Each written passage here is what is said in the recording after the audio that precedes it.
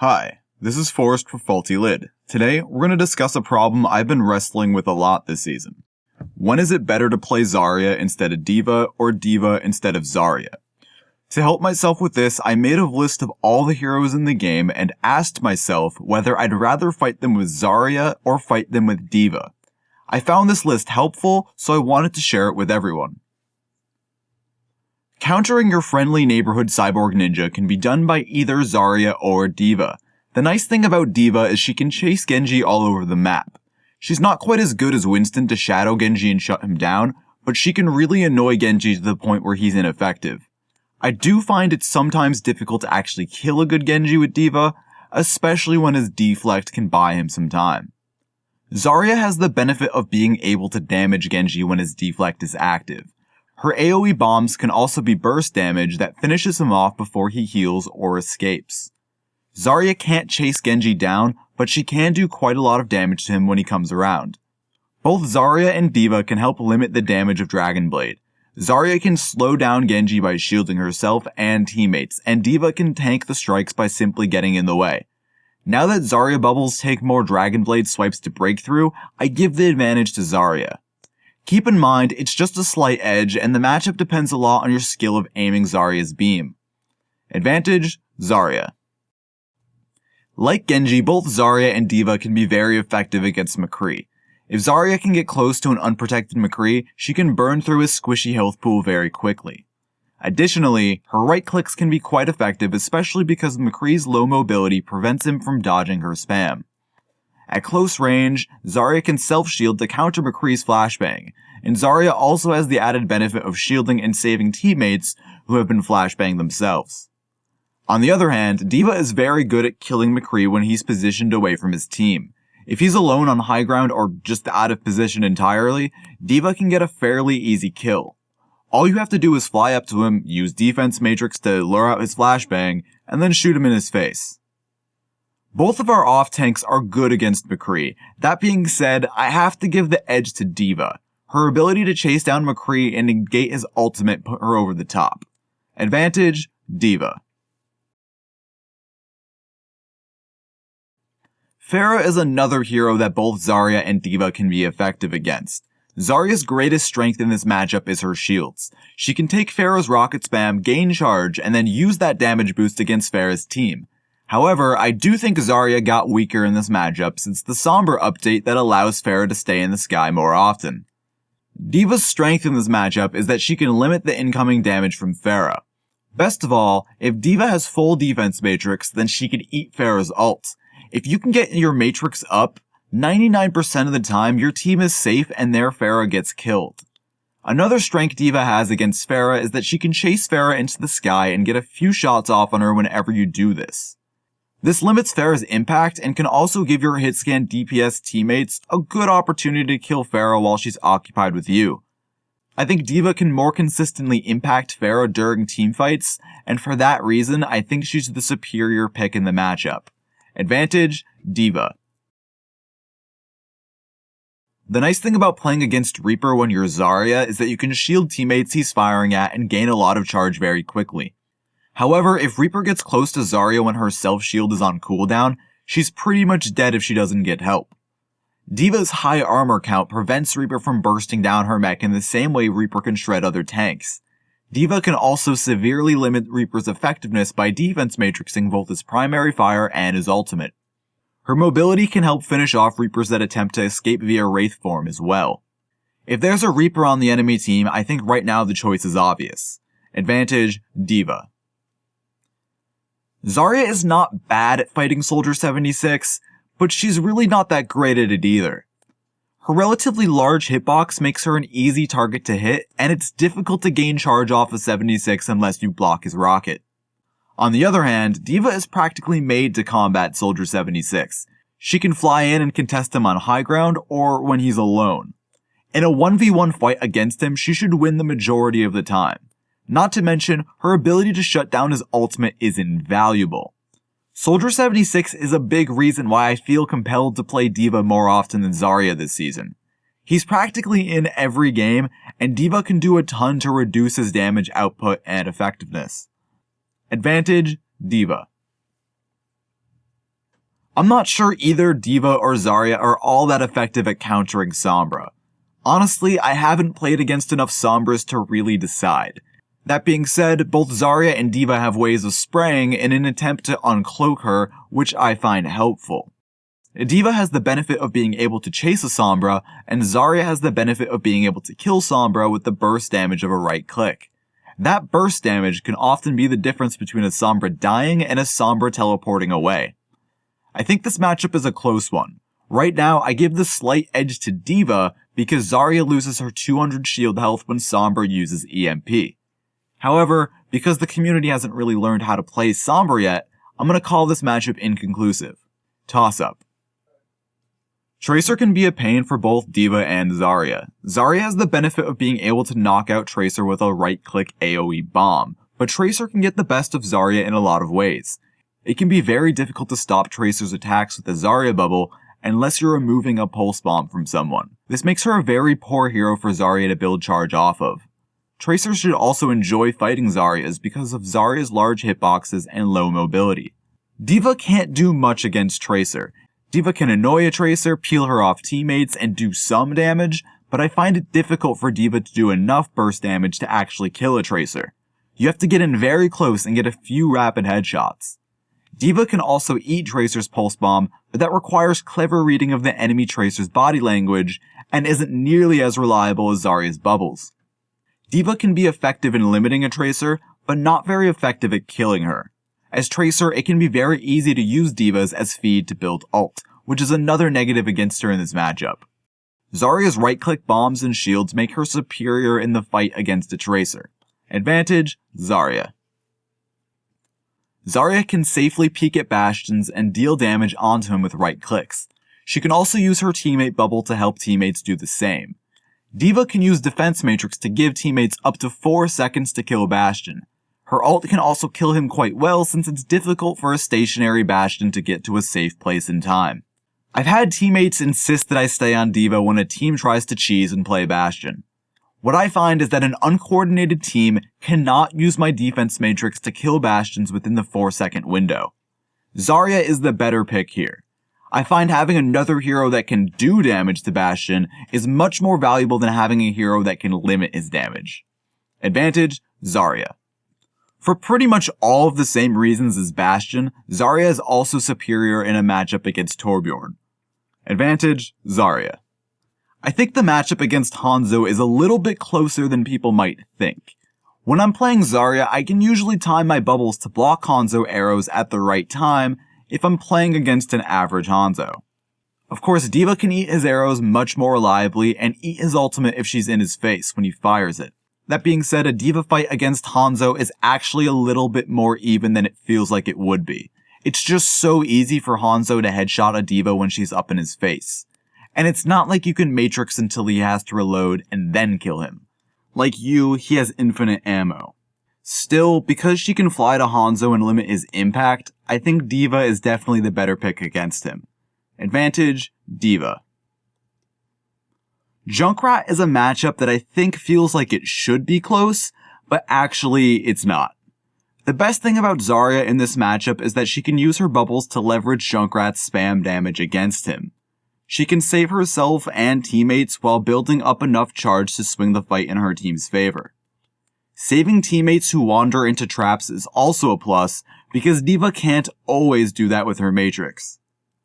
D.Va can be effective against Junkrat, but Junkrat does a lot of damage against D.Va and her giant slow-moving hitbox. Diving onto him can be a difficult proposition. Yes, D.Va can eat his shots, but when it comes time to actually damage Junkrat up close, it becomes a race of who can output the damage first. It can be easy for Junkrat to break D.Va's mech if you're not careful. Because Zarya can consistently swing Junkrat's damage into your team's gain, I think Zarya is much more effective against him. I don't find that D.Va's defense matrix lasts long enough to really justify using her over Zarya. Advantage, Zarya. For me, the matchup against Mei isn't close. It's nice that Zarya can use her bubbles to get her and a friend out of Mei's ult or protect someone that is frozen. However, I think the advantages stop there. Zarya's lack of mobility and low health make her a vulnerable target for Mei. Getting frozen as Zarya is a much bigger deal than getting frozen as D.Va. A frozen Zarya is most likely dead, while D.Va can turn away while being frozen and prevent the headshot. D.Va has some other advantages on Mei too. She can wait outside of an ice block Mei and get off several close range shots when Mei leaves the block. D.Va is also great at luring Mei walls out since she can pass through a choke and then fly back to safety. As a bonus, D.Va is very good at saving frozen teammates. Her mobility makes it easy to stop icicles from headshotting by either using defense matrix or just by simply body blocking.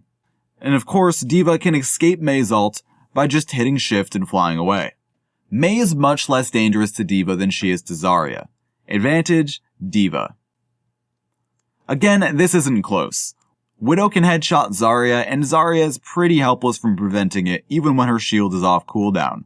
The best Zarya can do is chip some damage in with some long-range right clicks. D.Va can protect herself and teammates with defense matrix, and then dive onto Widow like a Winston would. At the end of the day, what it comes down to is Zarya relies on other teammates to take down Widow. D.Va is one of the best heroes for that job. Advantage, D.Va. Zarya's biggest advantage in the fight against Reinhardt is her shields. Well-timed bubbles can prevent Reinhardt charge kills and negate hammer downs. I've been in many teamfights where shielding a teammate right before they get pinned gives us the advantage we need to snowball the teamfight. Zarya can be invaluable against an aggressive Reinhardt. D.Va's biggest advantage in this matchup is her consistent damage. D.Va can do way more to break a Reinhardt shield than Zarya can. This means D.Va can help break open a fight a lot easier than Zarya. Her ability to help her team win the shield war by protecting Orion's shield and destroying theirs is very powerful and cannot be ignored. It affects every team fight more than Zarya's situational benefits can. Advantage, D.Va. I think the matchup against ROADHOG comes down to the skill of the ROADHOG. The benefit of playing Zarya here is obvious. You can save teammates from hooks. However, the downside is I don't think Zarya is all that great at actually killing ROADHOG unless Zarya is high charge. The benefit of playing D.Va against ROADHOG comes largely from her ability to headshot ROADHOG. If your Ana can block his healing with a biotic grenade, it's an invitation for you to fly at him and shoot him in his fat base. It's also nice to be able to headshot ROADHOG when he uses his take a breather ability to heal. ROADHOG is incredibly vulnerable when using that ability, and D.Va can capitalize on that with point-blank headshots. It's also worth mentioning that D.Va can help keep up with ROADHOG in the shield war. ROADHOG shreds Reinhardt's shields with his right click. D.Va can block some of that damage and do some damage of her own. Zarya cannot match the rate of D.Va's shield protection and shield damage. As I said earlier, I think the decision on who to use really comes down to how good the enemy ROADHOG is. If he's not getting many hooks, use D.Va. If he's hooking your team consistently, then you may want Zarya to prevent ROADHOG from getting early picks in every teamfight. Toss up. D.Va is the superior damage choice in the fight against Winston. She can boop a Winston away from vulnerable supports, and then shoot for headshots at close range. If your team doesn't have a ROADHOG or a Reaper, choosing D.Va over Zarya is the best move. However, I do think Zarya can still be useful with a Winston on the enemy team.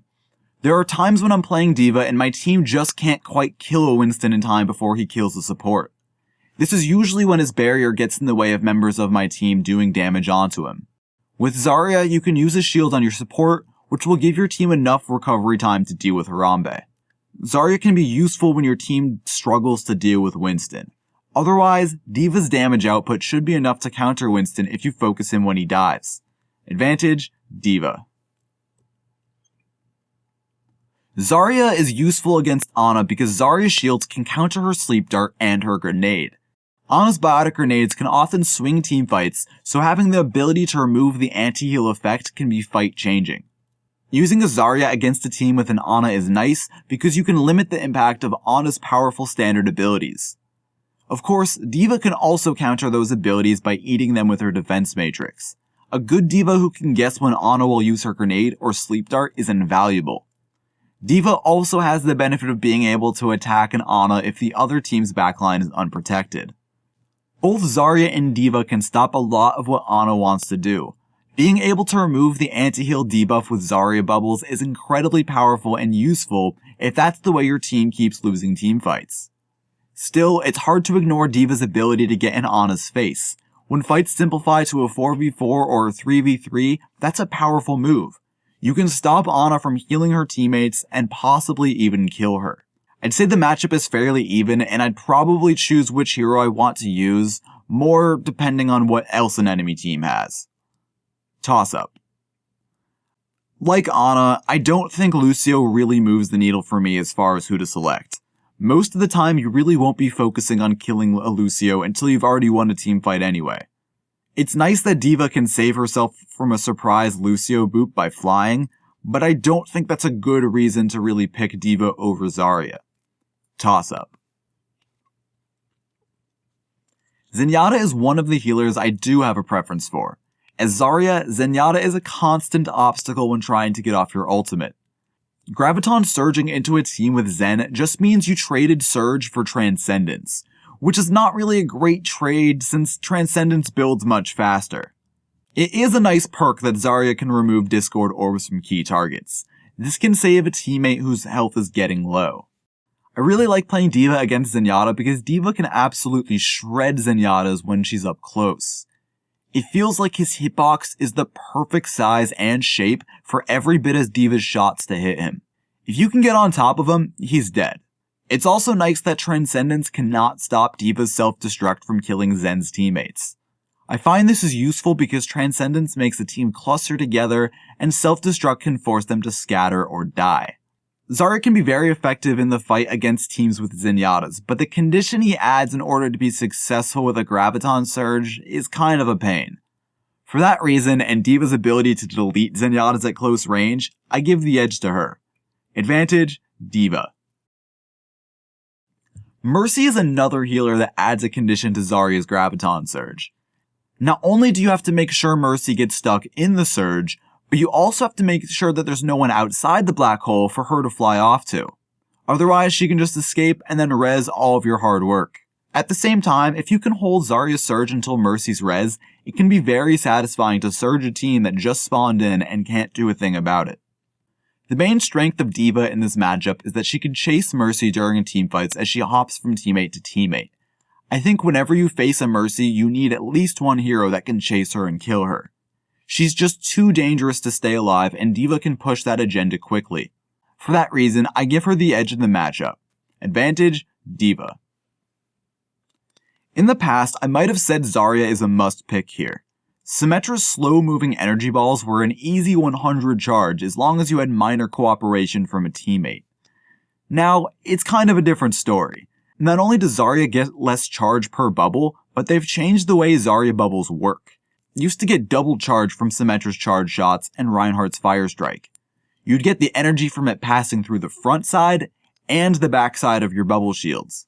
Now, you only get one of those, so a SYMMETRA ball will net you 20 charge per shield when it used to get 50. This change is what gives D.Va the edge for me. D.Va can fly in and destroy SYMMETRA turrets almost as well as Winston can. D.Va's mobility is also an advantage in this matchup. She's a hero that can quickly locate and destroy a shield generator or teleporter. Now that Zarya can't turn into a supercharged monster against SYMMETRA's, I prefer playing D.Va for her ability to destroy turrets and teleporters. Advantage, D.Va. In the past, a matchup between D.Va and Zarya wasn't really close. Zarya would melt D.Va's mech like butter in a microwave. Now it's actually a bit tighter.